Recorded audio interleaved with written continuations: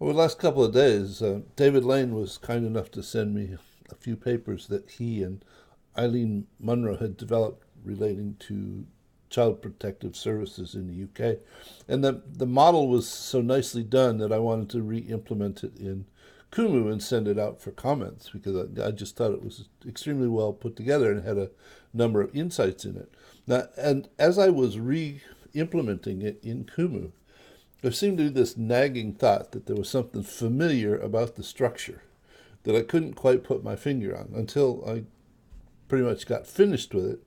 And I'd like to share with you, I mean, this is the original model that was in their paper, and you can read their papers that David sent me here in the summary element. I'd like to share with you the model that I came up with as a corollary or a parallel to this based upon what I perceived in these elements. And that I begin with a situation where there are errors being produced in the child protective services. Outcomes are not what we would like them to be. And the variety of circumstances has a tendency to increase the errors. It just makes it more difficult, more complex things to deal with. And the current level of service is not what we would like it to be. So there is a perception on the part of some that compliance with prescriptions will in fact diminish the errors, and that sets up a balancing structure whereby continuing to comply with the prescriptions will reduce the errors and therefore bring the level of service in line with what's desired.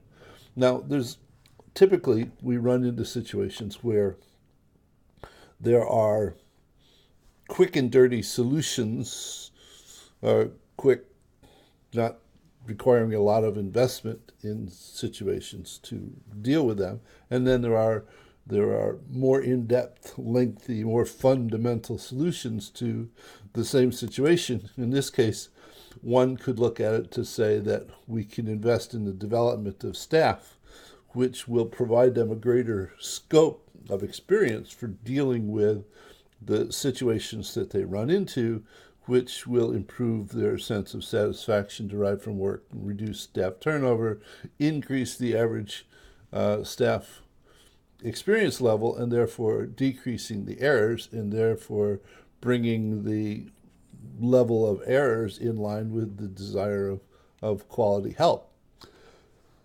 Though this is an approach to dealing with a situation which is much more involved and requires more resources. So more often than not, this is the approach that ends up being taken. I mean, I want to solve the problem and not have to think about it anymore. Though when this approach, in fact, doesn't work, what typically happens, bureaucracies being what they are, the target level of procedural prescription is increased. In other words, if compliance with prescriptions isn't serving the situation, when we should do more of it. So they focus on enforcing compliance and adding new prescriptions, which they believe will then go ahead and deal with the situation. Though they're actually simply making the situation worse.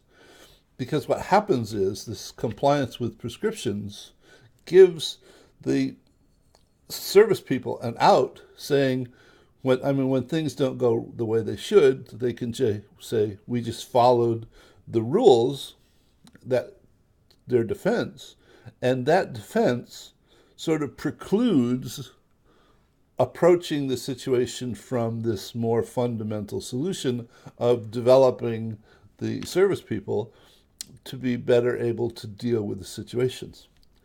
In addition to this, now to this point, this is a structure that's typically referred to as a shifting the burden structure, where there is a situation and there's a symptomatic solution and a fundamental solution.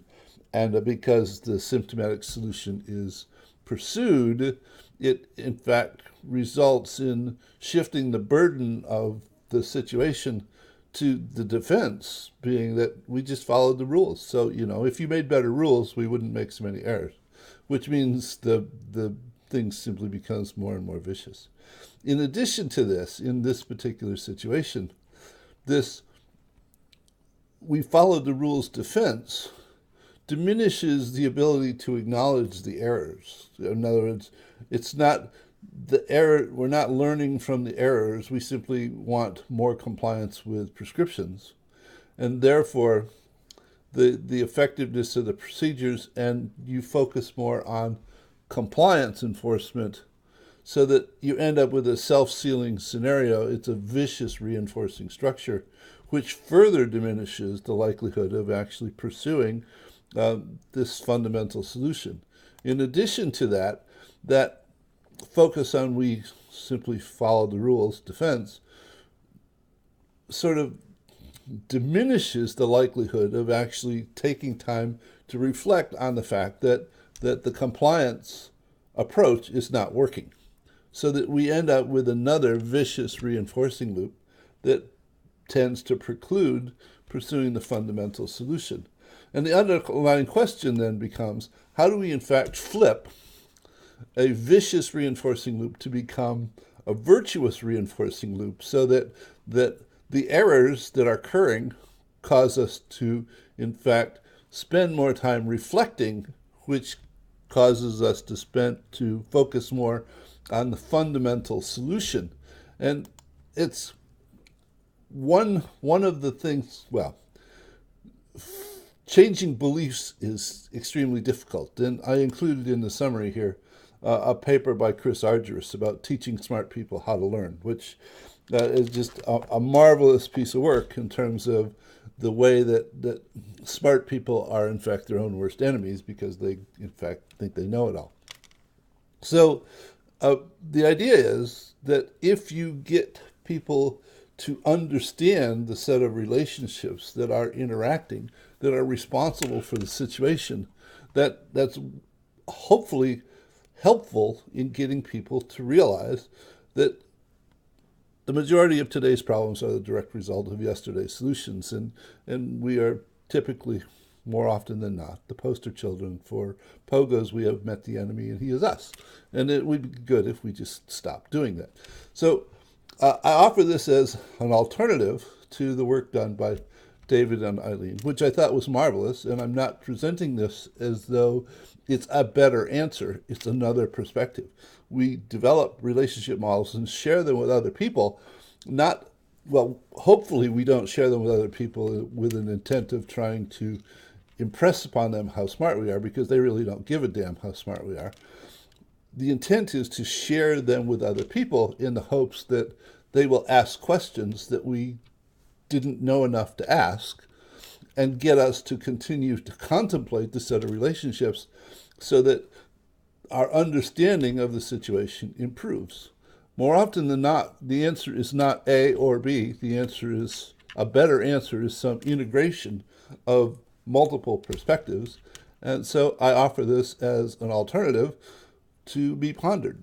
And I would appreciate it if you would go ahead and look at this and read the paper, which the papers are extremely well written, and offer some comments about the original relationship model that David and Eileen developed, and also the revised version of this set of relationships.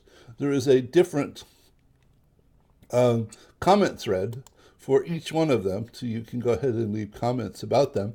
And if you need a username and password for Kumu to be able to leave comments, but it's free, so just go to this link and go ahead and offer some thoughts about the set of relationships.